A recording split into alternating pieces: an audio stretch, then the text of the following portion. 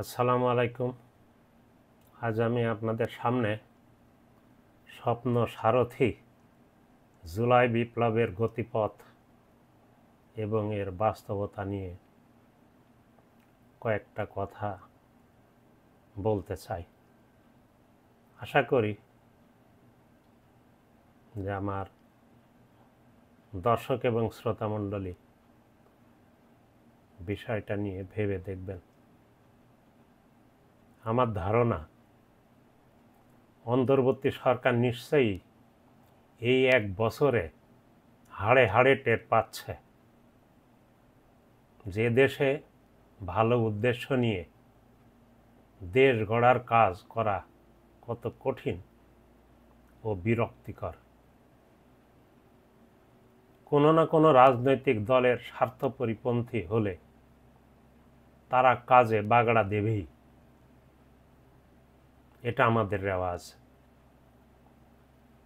বিরক্তিকর, অস্বস্তিকর ও অপবাদমূলক কথা বিকৃতভাবে ছুঁড়ে মারবেই। কাজটা কোনোভাবেই করতে দেবে না। কিছু মানুষ এক জায়গায় হয়ে জোট বাঁধতে পেরেছে মানেই দেশ তাদের হয়ে গেছে।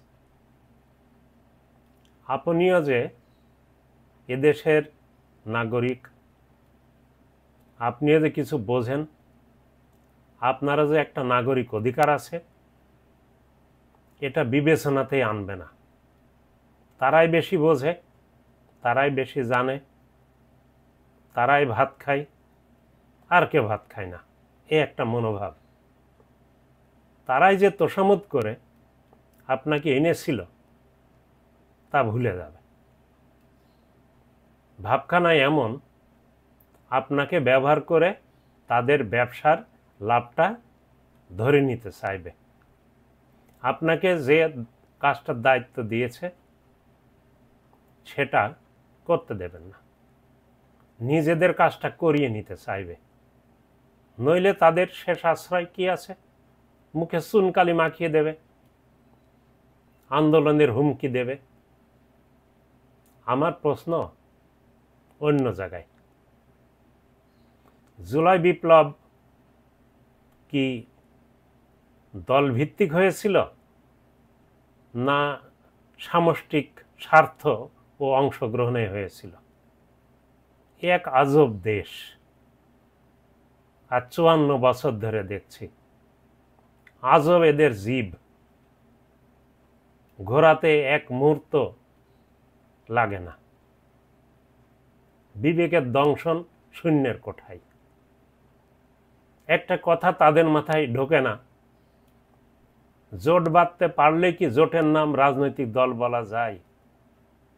সেখানে যদি জনকল্যাণ, দেশের কল্যাণ না থাকে, তাদের কর্মকাণ্ড যদি দেশের বিরুদ্ধে চলে যায়, সমাজের বিরুদ্ধে চলে যায়, জনসাধারণের বিরুদ্ধে চলে যায়, জনসাধারণের সাবলীল জীবনকে, স্বচ্ছন্দময় জীবনকে বিরক্ত, বিষাক্ত করে তোলে,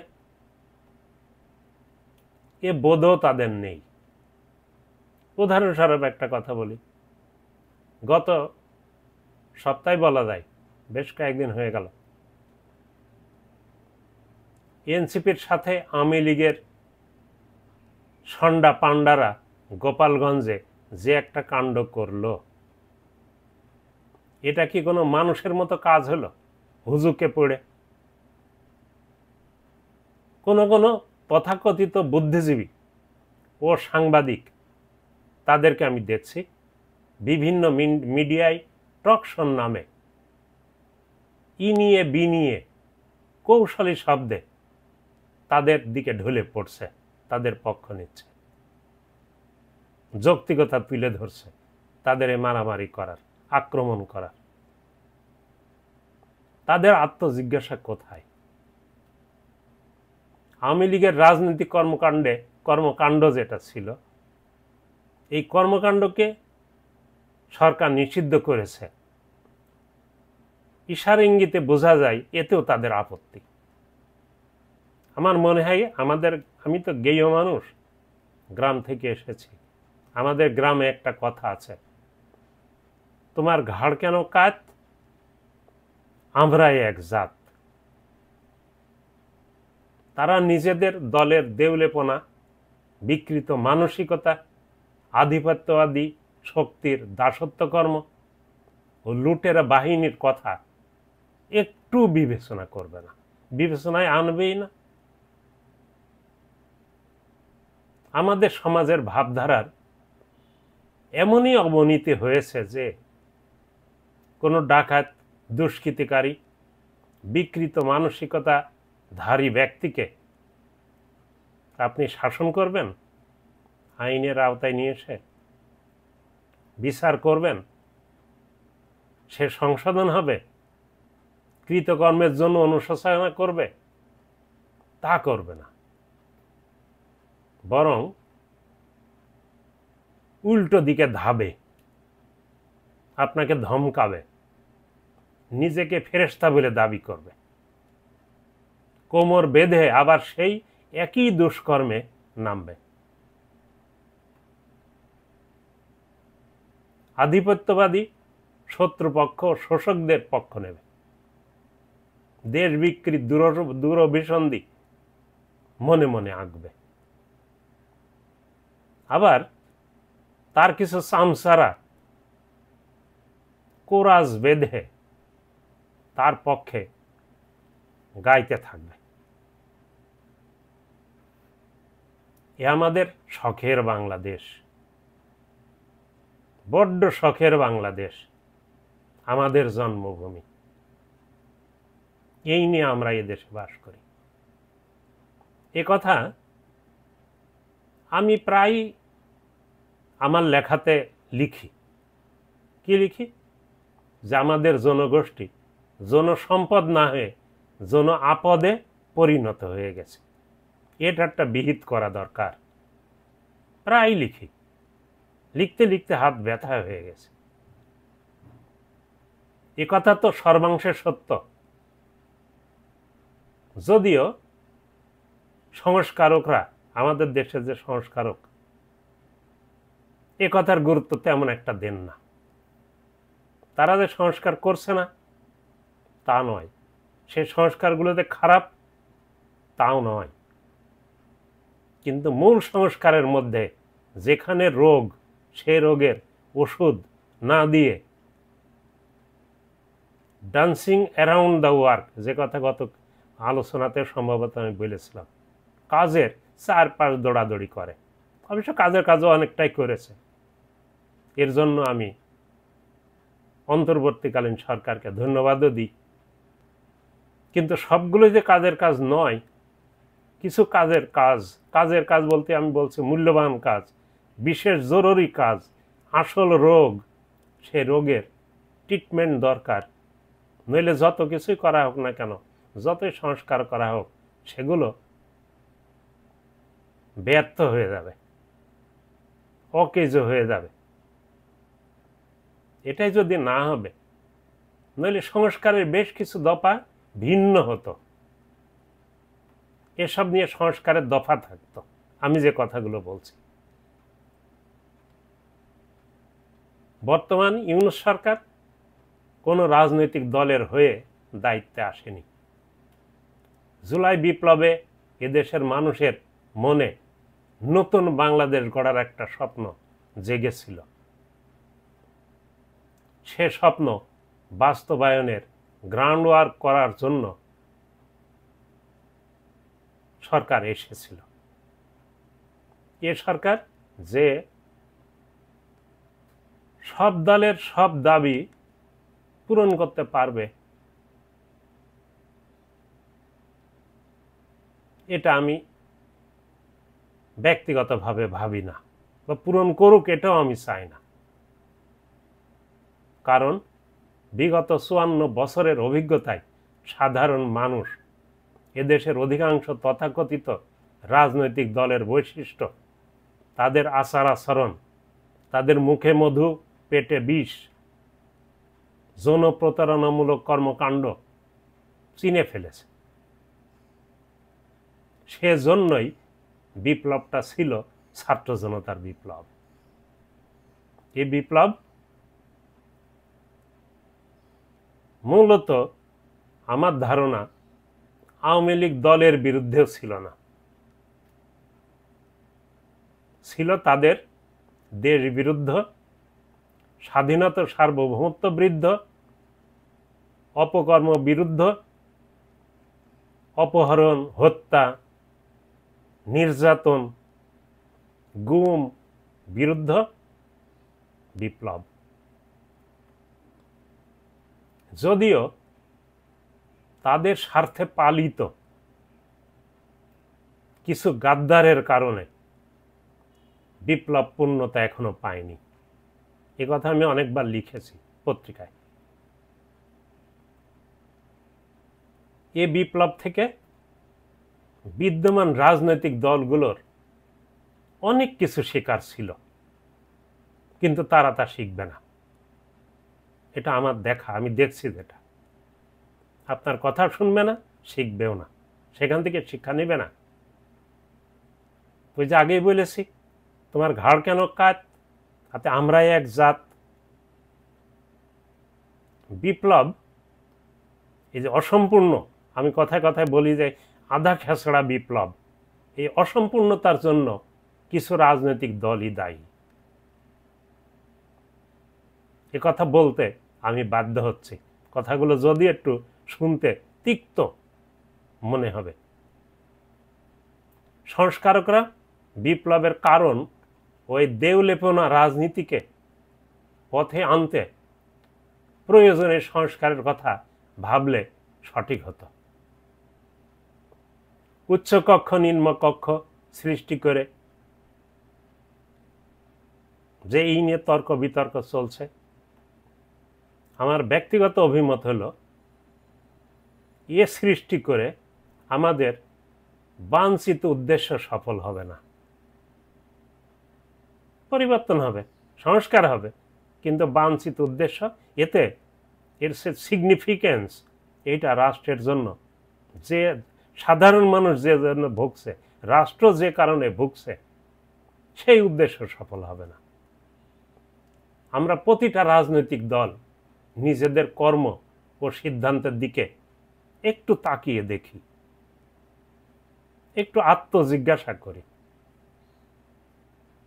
আমাদের স্বার্থবাদী সিদ্ধান্তের কারণেই বিপ্লবের আজ এ দশা হয়েছে। এতে লাভবান হচ্ছে দেশ বিরোধীরা, যারা দেশ বিক্রি করে দিতে চায় অন্য দেশের কাছে, তারা অন্য দেশের স্বার্থের কাছে এ দেশের সার্বভৌমত্বকে যাদের নিগড়ে বেঁধে দিতে চায়, লাভবান হচ্ছে তারা। এতে ভুগবে এদেশের মানুষ। কিন্তু যারা গাদ্দার, যারা দেশ বিরোধী, অন্য দেশের দালাল, অন্য দেশের সেবাদাস, তারা তো বিষয়টা বিবেচনাইতে নিয়ে আসবে না। তারা না নিয়ে আসুক, কিন্তু আমরা যারা আছি তাদের তো এই জিনিসটা বিবেচনায় আনা দরকার। কতটুকু বিবেচনায় আনছি সেটা চিন্তার বিষয়।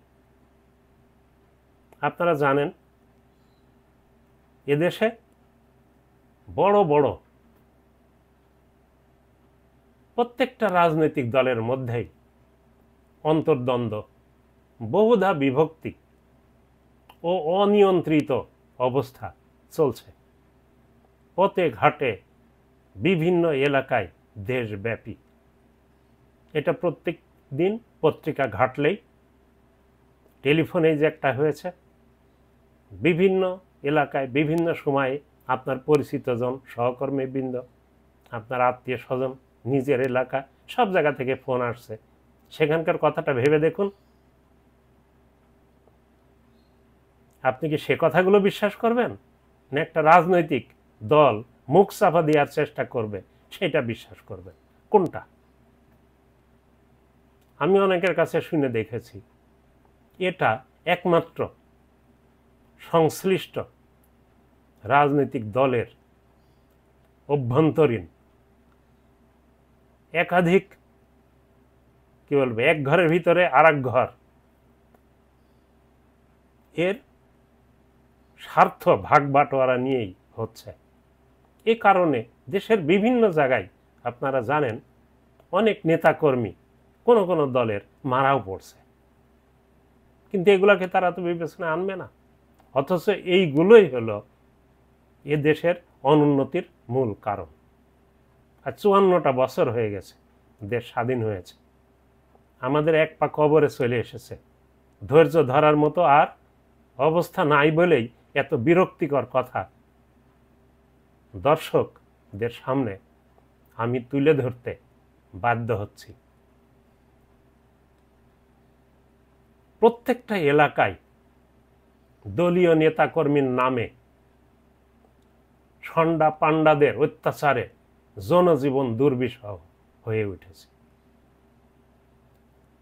অনেক বাস্তব উদাহরণ আমি দিতে পারি আমার দেখা চোখে, কিন্তু সময় অনেক চলে যাবে, অশালীন হবে। যদি আমার হাতে মজুদ আছে, আমি দিচ্ছি না। এইসব বিষয়ে সংস্কার কই? আমরা তো এই ধরনের সংস্কারই চাই, রাজনৈতিক দলের সংস্কার। গত আলোচনায়ও এ ধরনের কথা আমি বারবার বলেছি যে মূল জায়গায় ট্রিটমেন্ট করতে হবে। রোগ হয়েছে বুকে আর পার বুড়ো আঙুল কেটে ফেলে দিব, অপারেশন করব করে অনেক অপারেশন করলাম, আমি এটাতে বিশ্বাসী নই।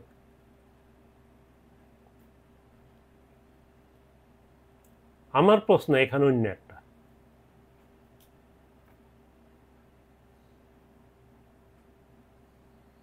সেটা হলো যে দেশটা তাহলে কিভাবে বিপ্লব পরবর্তী নতুন বাংলাদেশ গড়বে যদি এগুলোকে এড়িয়ে যায়, মূল জিনিসগুলোকে যদি এড়িয়ে যায়। মূল পরিবর্তন সংস্কার দুইটা, একটা হলো রাজনৈতিক দলগুলোকে পথে নিয়ে আসা, তার জন্য আইন তৈরি করা, আর আরেকটা হলো এই যে সংবিধান বা বিভিন্ন বিষয়গুলো আছে সেখানে সংস্কার করা। এই সংস্কারে যতগুলো দফা দেওয়া হয়েছে আমি দেখলাম তার অনেকগুলো দফা সেগুলো ধীরে ধীরে ধীরে ধীরে পরবর্তীতে করা যেত। মূল যে কাজগুলো এই দুইটা বিষয় নিয়ে, তার প্রধানটাই হলো রাজনৈতিক দলগুলোর সংস্কার করা।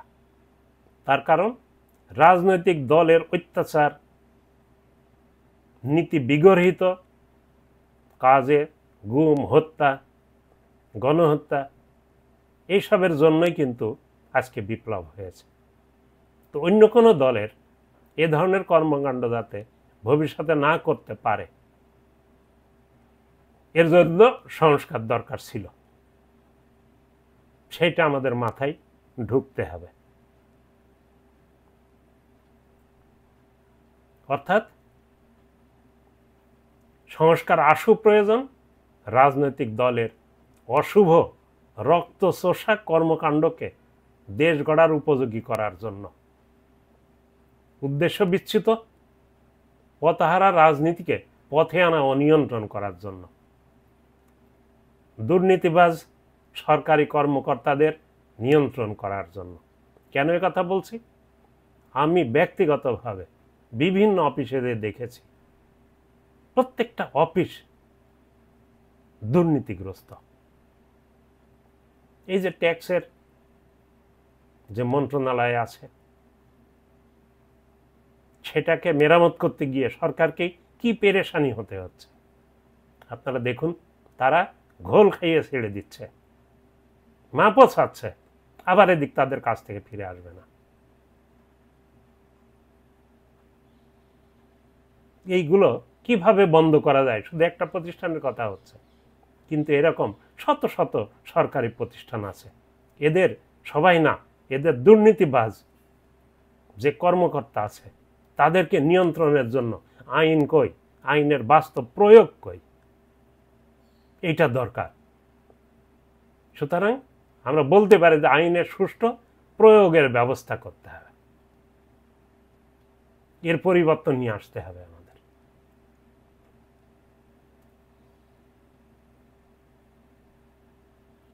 সংস্কারকদের এদিকে বেশি গুরুত্ব দিতে হবে, যেটা আমার দৃষ্টিতে দেয়া হয়নি।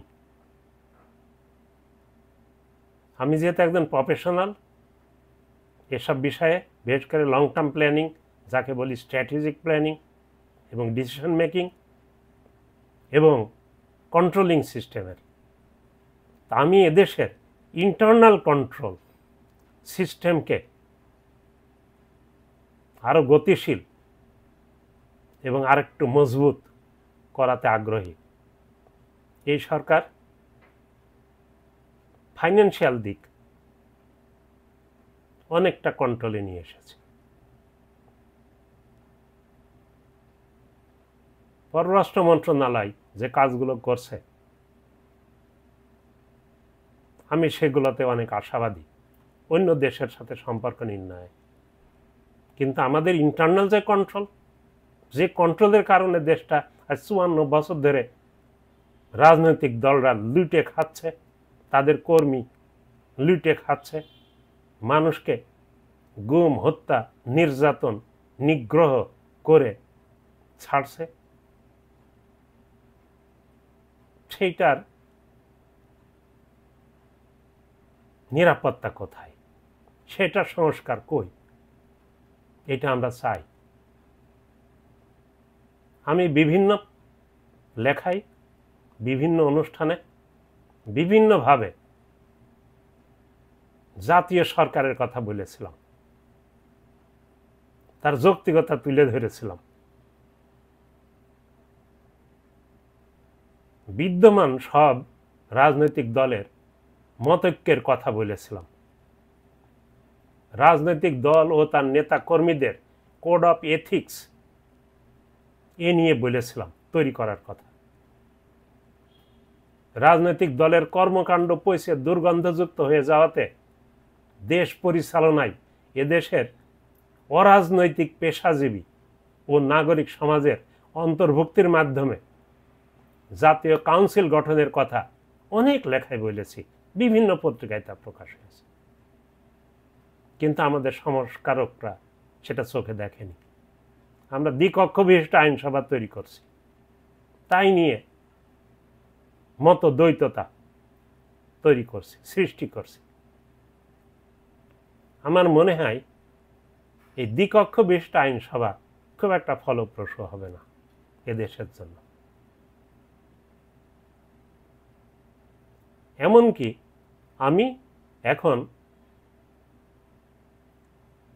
সন্দেহে ভুগছি এদের সামনে এক সপ্তাহের মধ্যে জুলাই চার্টার তৈরি হবে, এই চার্টারও কতটা পূর্ণাঙ্গ হবে, কতটা দেশের উপযোগী হবে, আমরা যা চাই সে মতো হবে, এটা নিয়েও আমার সন্দেহ আছে। আপনারা দেখবেন এই কয়েকদিনের মধ্যে দেখবেন নিজেদের মধ্যে দ্বন্দ্বের অভাব হবে না। নিজেদের মধ্যে বলতে বলছি রাজনৈতিক দলগুলোর মধ্যে। এটা আপনারা দেখুন, বর্তমান সরকার এসব না করে রাজনৈতিক দলগুলোর তোয়াজের দিকে বেশি দৌড়াচ্ছে। ওরাই দেশের মালিক, ওদেরকে তোয়াজ করতে পারলেই, ওদেরকে পথে আনতে পারলেই শান্তিতে থাকা যাবে। কিন্তু রোগের কি হলো, রোগের ট্রিটমেন্টের কি হলো? রোগী নিয়ে দৌড়াদৌড়ি করছি, ট্রিটমেন্টের কি হলো? আমরা তো এসেছি ট্রিটমেন্টের জন্য, রোগগুলোর ট্রিটমেন্ট করার জন্য এসেছি। সেটার কি হয়েছে, কতটুকু সার্থকতা আসবে সেটা ভেবে দেখতে হবে। জানবেন তারা কখনো দেশের কল্যাণের কথা ভেবে পথে আসবে না। তারা নিজেদের বলতে বলছে দলীয় স্বার্থের কথাটা বিবেচনা করেই তারা চালাবে। তোরা যে যা বলিস ভাই, আমার সোনার হরিণ চাই। তোরা যে যা বলিস ভাই, আমার সোনার হরিণ চাই, নইলে শান্তি হচ্ছে না তাদের। দেশ কি চাই, দেশের মানুষ কি চাই, যে লোকগুলোকে অন্তর্বর্তীকালীন সরকারে বসানো হয়েছে তারা কি চাই, এগুলোর দিকে কেউ কর্ণপাত করবে না। আমি ইউনূস সরকারের, বিশেষ করে প্রফেসর ডক্টর মোহাম্মদ ইউনূসের গত দিনের বক্তৃতা শুনলাম। তার অ্যাচিভমেন্ট অনেক, তাকে আমরা সময় দিতে চাচ্ছি না। সময় দিলে আমাদের ক্ষমতা কমে যায়, বেশি দিন দাপট দেখাতে পারছি না। শুধুমাত্র বিভিন্ন এলাকায় আমাদের কর্মী, নেতা, তথাকথিত নেতা, তারা দাপট দেখে, চাঁদা দেখে খেয়ে বেড়াচ্ছে বিভিন্ন জায়গায়। এরা থাকলেই তো অসুবিধা, এরা গেলেই আমরা পুরা দমে নামতে পারি আমাদের কাজে। বিগত 15 বছরে একটা অশুভ পক্ষ, তারা যে অশুভ চর্চা করেছে, এ দেশটা বিক্রি করে দিয়েছে। কথায় কথা বাড়ে। আমার দেশ পত্রিকায় কিছুদিন আগে একটা খবর পড়লাম যে আর্মিদের মধ্যে এখানে একটা আর্মিদের গোয়েন্দা সংস্থায় বিদেশি গোয়েন্দা সংস্থার অফিস তৈরি করেছে, তা 2 ফ্লোর নিয়ে। যখন এই কাজগুলো হয়, বিভিন্ন জায়গা থেকে কান কথা, যেহেতু বিভিন্ন পর্যায়ে মিশি, কান কথা আমরা শুনেছিলাম, কিন্তু নির্দিষ্ট ডকুমেন্ট না পেলে তো এই কথাগুলো বলতে পারিনি। কিন্তু তাও অনেক লেখাতে আমি বলেছি, বলে সে সরকারের কাজ খারাপ হয়ে গেছে, অনেক থ্রেটিংয়ের সম্মুখীন আমাকে হতে হয়েছিল। সেটা আমার দেশ পত্রিকা বিস্তারিতভাবে প্রকাশ করল। তাহলে বিগত পতিত সরকার নিজেরা দেশ চালিয়েছে, নাকি অন্য দেশের লোক নিয়ে এসে এ দেশ চালিয়েছে? এটা কি ভাত খাওয়া লোকের বুঝতে কোনো বাকি থাকে? আমরা জানি এখানেই আমাদের আপত্তি, যে খাবো এখানে আর কুলি করব হলো যে পরদেশি নাগরের উঠোনে। এটা কি মেনে নেওয়া যায়? এটা কোনো দেশপ্রেমী মানুষ, কোনো সুস্থ মানসিকতা সম্পন্ন মানুষ, কোনো বাংলাদেশের নাগরিক এটা মেনে নিতে পারে না। যদি কেউ মানে, যদি কেউ করায়, তাদেরকে আমরা বলি যে অন্য দেশের দালাল কিংবা দাস বা সেবা দাস। সেটা আমরা দীর্ঘ বছর দেখছি। জুলাই পরবর্তী, মানে বিপ্লব পরবর্তী অবস্থায় দুর্নীতি, চাঁদাবাদী, দেশ শোষণ, সন্ত্রাস কিভাবে হচ্ছে প্রতিদিনের পত্রিকায় তা আমরা কিন্তু দেখছি। এই দেখছেন, আমাদের চোখ নষ্ট হয়ে গেছে। তারপরে পাওয়ারওয়ালা চশমা দিয়ে তবুও পড়ি, তবুও দেখি। সাধারণ মানুষ নিজ চোখে তা দেখছে ও ভুগছে। কেউ অস্বীকার করলে করতে পারে ব্যক্তিগতভাবে, উট পাখির মতো করে বালির মধ্যে ঠোঁট গুজে, চোখ বুজে থাকলেই সবকিছুকে, বাস্তবতাকে অস্বীকার করা যায় না। এখানেই আমাদের আপত্তি। কোনো রাজনৈতিক দল আমাদের শত্রু নয়। আমি ব্যক্তিগতভাবে কোনো রাজনৈতিক দল করি না। বয়স প্রায় 70 বছর হতে চলল, আপনারা খোঁজ নিয়ে দেখেন। কোনো রাজনৈতিক দলের ভালো কথা বললে সেটা অবশ্যই সাপোর্ট করব, খারাপ কিছু দেখলে সেটার অবশ্যই সমালোচনা করবই করব। অথচ রাজনৈতিক, সংশ্লিষ্ট রাজনৈতিক দলগুলোর এদিকে দৃষ্টি দেওয়ার সময়ই নেই। সময় কোথায় তাদের? যে দলই ক্ষমতায় আসুক, এ স্বভাব কি এক রাতের মধ্যে কোনো জাদুর ইশারায় সংশোধিত হয়ে যাবে বলে আপনি মনে করেন? আমরা আত্মসংশোধনের দিকে মনোযোগী হই না। এটা আমাদের বড় ব্যামো। রাজনৈতিক দলগুলো চিন্তাধারা ও কাজের প্রকৃতি, চিন্তাধারার প্রকৃতি পরিবর্তনই যদি না করতে পারি, তাহলে সংস্কার করে আমাদের কি লাভ? এই সংস্কার করছি তো সাময়িক সময়ের জন্য, বড় ধরে 1 বছর বা 1.5 বছর করে পরিশ্রম করছে শত শত লোক, কত শ্রম ঘন্টা, দামি দামি লোক সময় দিয়ে এই যে পরিশ্রম করছে, 1 বছর বা 1.5 বছর পরে অন্তর্বর্তীকালীন সরকার সরে চলে গেল, আবার যা তাই, সেই মারামারি, সেই লাঠালাঠি, সেই চাঁদাবাজি, সেই দুর্নীতিবাজি, প্রত্যেকটা সরকারি অফিসে সেই, এটাকে কি বলে, দুর্নীতি,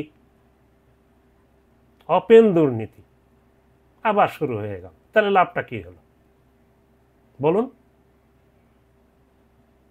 এইভাবে নতুন বাংলাদেশই বা কিভাবে গড়বে?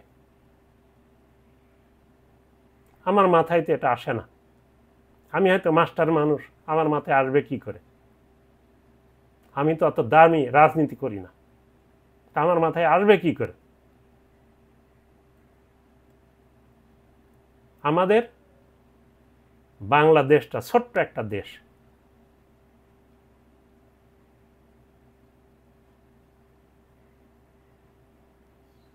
দ্বিকক্ষ বিশিষ্ট আইনসভা এদেশে ভালো ফল দেবে না বলে আমার বিশ্বাস।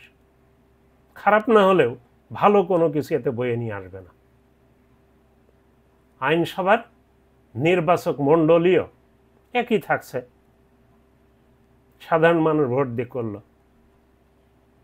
2 কক্ষেই ভোট দিল, তার সে আনুপাতিকভাবে, আনুপাতিক হারেই, হার পদ্ধতি যেটা, সেটার ভাবেই হোক অথবা না হোক। আরেকটা বিষয় হলো, এদেশে প্রাদেশিক সরকার নেই যে দ্বিকক্ষ বিশিষ্ট আইনসভা থাকবে। একটা জিনিস লক্ষ্য করেন, বিশ্বের যত দেশে এই দ্বিকক্ষ বিশিষ্ট আইনসভা আছে, আমাদের এবং আমাদের আশপাশ দেশের কালচারের সাথে তাদের কালচার ভিন্ন। আর আমি তো আগেই বললাম যে আমাদের এখানে প্রদেশ নেই, ফলে প্রাদেশিক সরকার আর কেন্দ্রীয় সরকার হবে আর একটা, এটা হওয়ার কোনো যৌক্তিকতা আমার মাথায় আসে না। এতে ভবিষ্যতে একটু খারাপ কথা বলতে হয়, এই যে নিম্ন কক্ষ আর উচ্চ কক্ষ, আমাদের দেশে তো সবকিছুই নিম্নমুখী, মাথা ভারী। আমাদের যেসব শ্রদ্ধেয় নির্বাচিত এমপি হবে, এই এমপিদের মর্যাদা নিম্ন কক্ষে দিনে দিনে ইউপি চেয়ারম্যান কিংবা উপজেলা চেয়ারম্যানের পর্যায়ে চলে আসবে। দেখেন, আমি বলে রাখলাম আজ কথাটা, এটাকে কোট করে না, ভবিষ্যতে আন্ডারলাইন করে রাখুন, এটা আমার ধারণা। বরং সে তুলনায় আমি বারবার পেশাজীবীদের প্রতিনিধিত্বের কথা বলি দেশ চালানোতে, কিন্তু পেশাজীবী অরাজনৈতিক যে প্রতিনিধি আছে, পেশাজীবীদের মধ্যেও তো তথাকথিত রাজনীতির দলের শিষ্যরা আছে, তাদের কথা বলছি না। আমি বলি যে যারা পেশাজীবী হিসেবে কাজ করছে, তারা লেখাপড়া শিখে অনেক উচ্চ শিক্ষিত হয়েছে, এ দেশ সম্বন্ধে ভালো বোঝে এবং তাদের ব্রেন আছে।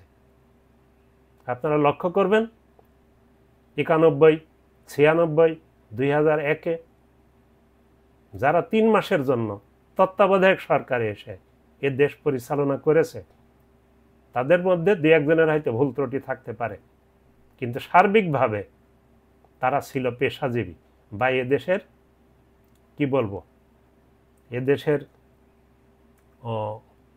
মানে বিশেষ সমাজের প্রতিনিধি। তারা কিন্তু দেশে 3 মাস খারাপ চালায়নি। বিচারপতি শাহাবুদ্দিন সাহেবের কথা ভাবুন, হাবিবুর রহমান সাহেবের কথা ভাবুন, বিচারপতি লতিফুর রহমান সাহেবের কথা ভাবুন। তারা পেশাজীবী, তাদেরও ব্রেন আছে, তারা হয়তো রাজনীতি করেনি। তা আমি বলতে চাই, এরকম পেশাজীবী নাগরিক সমাজের অরাজনৈতিক সুশিক্ষিত নির্বাচক মণ্ডলী তৈরি করতে এবং ওই নির্বাচক মণ্ডলী দিয়ে একটা জাতীয় কাউন্সিল গঠন করতে। এই উচ্চ কক্ষ নিম্ন কক্ষ এটার প্রাসঙ্গিকতা মানে রেলিভেন্স অতটা নাই, এটা আমার বিশ্বাস। এরপরে ব্যাপকভাবে লিখেছি আমি, কিন্তু এটা তো যেহেতু ওই পেশাজীবী বা নাগরিক সমাজের এরা কোনো দল না, ফলে তারা স্লোগান দিয়ে আসবেও না, তাদের অংশীদারিত্ব চাচ্ছেও না, তাদের কিছু বলার নাই। তাদের বিষয়টা ভাবতে গেলে এই যে তত্ত্বাবধায়ক সরকার কিংবা এই যে অন্তর্বর্তীকালীন সরকার, এরাই ভেবে দেখতে পারে তাদের প্রয়োজনীয়তা আছে কিনা। এই যে অন্তর্বর্তীকালীন সরকার যে মূল্যবান অবদানটুকু রাখছে দেশে, তাদের কন্ট্রিবিউশন ভবিষ্যতে দরকার আছে কিনা। রাজনৈতিক দল কিন্তু এটা চাবে না। কেন চাবে না? ওই যে তাদের বাড়া ভাতে ছাই পড়বে এই ভয় রয়ে গেছে। কোনো রাজনৈতিক দল এটা চাবে না। এটা ভাবতে গেলে অন্তর্বর্তী সরকারকে ভাবতে হবে, যেহেতু এরাও পেশাজীবী সমাজ থেকে এসেছে বা নাগরিক সমাজ থেকে এসেছে। তাদের কথা ভেবে দেখুন, এই যে সরকার অর্থাৎ রাজনৈতিক সরকার এবং অরাজনৈতিক রাষ্ট্রপ্রধান এবং তাদের একটা জাতীয় কাউন্সিল নির্বাচক মণ্ডলীর ভোটে, ডাইরেক্ট ভোটে নির্বাচিত একটা হয়তো 15 সদস্য বা 21 সদস্যের একটা জাতীয় কাউন্সিল, তাদের হাতে কিছু ক্ষমতা। আমি বলতে চাচ্ছি যে রাষ্ট্র এবং সরকারের মধ্যে ক্ষমতার একটা ব্যালান্সড করা, ভারসাম্যপূর্ণ ক্ষমতার মালিক করে দিলে যেসব রাজনৈতিক দলগুলো খারাপ পথে যাবে তাদেরকে পথে আনা খুব সহজ, তারা আসতে বাধ্য হবে। তখন আরো সংস্কার করুন, কাজে দেবে। এটা হলো আমার কথা। এতে কি হবে? রাষ্ট্রপ্রধান ও তার জাতীয় কাউন্সিল এবং রাজনৈতিক সরকারের দায়িত্ব ও কর্মের ভারসাম্য তৈরি হবে। জনগণের কাছে রাজনৈতিক দলের জবাবদিহিতার সৃষ্টি হবে। নির্বাহী আইন মানে আইন বিভাগ, নির্বাহী বিভাগ, বিচার বিভাগ সহ অন্যান্য বিধিবদ্ধ সংস্থার নিয়ন্ত্রণ ব্যবস্থা অনেক সুবিধাজনক ও ভারসাম্যপূর্ণ হবে। তো অনেক সময় নিয়ে ফেললাম। বুড়ো বয়সে কি বা বলি, কিশোর বয়সে যাত্রা শুনতে গিয়েছিলাম, যাত্রা শুনতাম তখন। তো যাত্রা প্যান্ডেলে অনেক সময় বিবেক গান গায় টেনে টেনে লম্বা সুরে। বিবেকের গান যারা বয়স্ক লোক তারা বুঝবেন, বর্তমান সমাজ ব্যবস্থায় যুবক ছেলেমেয়েরা হয়তো এটা বুঝবে না। তো একটা যাত্রা প্যান্ডেলে গেলাম, সেখানে একটা ঘটনার পরিপ্রেক্ষিতে বিবেক টেনে টেনে টানা সুরে গান গেতে গেতে স্টেজে আসলো। গানটা ছিল এরকম: পথিক আপন বুঝে চলো এই বেলা, পথিক আপন বুঝে চলো এই বেলা।